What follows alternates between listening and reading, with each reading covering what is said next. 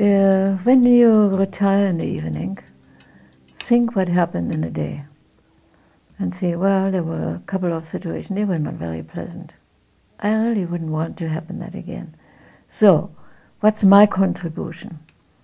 And then I was impatient, I have overlooked, I was too trusting, I should have investigated, all these things.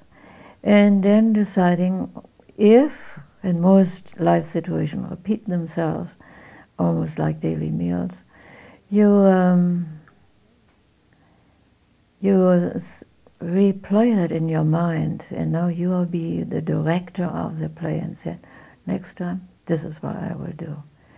You may only succeed a little the first time, but the second time you will succeed more, and the third time it will just brush off on you and you will say, not all that important. And then you will study also the life of other people who have made it, that means to a great state of awareness. You may not speak of, here in the West, maybe of superconscious, cosmic consciousness. You may perhaps simply express things in the terms that you are familiar with by saying, I may not climb a mountain, but I'm going to build the cathedral of consciousness, my consciousness. And I have to find out, what do I mean by consciousness? So clarification is a thing. Reflection every night, or whatever is the best time, is much more helpful than a cramped attempt to meditate, because the mind is ever active. So getting rid of the stuff of this the mind has not yet been dealing with, it's much better to reflect. And then meditation, when there is no more heavy stuff that the mind can constantly put there, then meditation is coming of itself, you know. Then you need only to think of the divine aspect that you have chosen, or the light. And the aspirant ought also to understand that a physical symbol on which the eyes can focus is helpful for the mind to stay with it. And putting that symbol, that can be a tanka, an image, anything in a church, Jesus with a heart, Virgin Mother, putting the image in the light will help the mind to release the need to be stuck with the image. Reflection relates to clarification. You may, let's say you have a soft spot in your heart for Buddha. So you get yourself a Buddha image that is delightful to your eyes. Beauty is also an inspiration. So now you look at the Buddha, and you may one day know every little fault and how many little knots he has on his head. And you may have found out why he has these big holes in his ears, because he was a prince and wore heavy gold earrings which express that wealth. Now he has no more need to say, well, I am of royalty. So it's something else. And you say, well, now, do I still have need to think I'm a super successful businessman or artist or in any way? If you want to make yourself a servant of the Buddha, then you figure out if that is what you fulfill. And then after some time can take quite a few years. It depends on the individual and the intensity and what I said before, the passion. Sometimes you can say, why is there a Buddha image? What does a Buddha really mean? Well, and you can go through all the compassion and all the things that the Buddha has done, and there's something in you that says, that's not it. That just is not it. What is it? And then one day you know the Buddha's image is a symbol of a state beyond mind. And basically, all religions have something like this. So when I say yoga is a scientific way, Christians have asked me, well, what about Jesus? I said, you think of Jesus the man, and the compassion, and the surrender, the crucifixion, and all this sort of thing. But you still think of Jesus as a human being.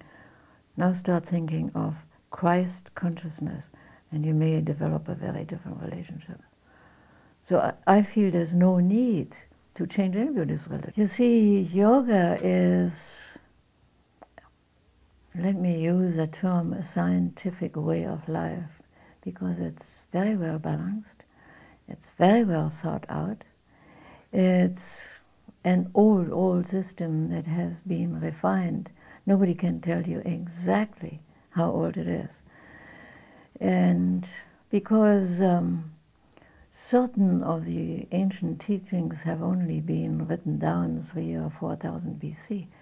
They have existed word by mouth and from guru to disciple or teacher to disciple, student for thousands of years. So we're searching always new ways without realizing we have it all in our own backyard. We just make the effort. Try to think of a couple of people that you may have known over the years. One can go and see a beautiful piece of art, one of the old Greek things, or something of Leonardo da Vinci, or whatever it happened to be that is inspirational and said, where the person is overawed and doesn't feel there's much to explain or talk about. And another person who will say, yeah, they had good marble at the time. I wonder if that still exists today or if it has been destroyed. Another example I can give you that I had in India, two ladies when I visited Swami Radha at the suggestion of my guru. One lady said, look at this old man, he hasn't even any teeth. What's the big excitement for you to come here all that way? And the other one, she was sitting there, she barely even heard what her companion talked to her. She was absorbed in what he stood for, and she was very quiet, but she had a smile on her face and tears were rolling down her eyes. So her attitude, her recognition that there was something extraordinary, any kind of beauty here. And in both examples, but truly Ramdas wasn't something that you could admire for outer beauty. He was not a terrifically good-looking man, perhaps never in his life, not only when he was old and had lost his teeth and would put them only in for eating purposes. But there was something else, there was his inner beauty that was shining through. My own guru was big and bulky, so he was 69 when I met him. And also by Western standards, all women, not this looking like a Roman gladiator, so admiring. But when he looked at you, there was something of love in his eyes that you went away and you would say, my goodness, there was at least this much light coming from his eyes. That may be more an inner perception than an actual happening, but it touched you. Why? Because you were willing to not intellectualize something, but to let your original perception work, so you could be awed by something greater than yourself, which is a stepping stone to something greater than everybody's. You can also go to the beach, or if you're up halfway a mountain, watch a sunset. You see, and you be overawed by the night sky and all this.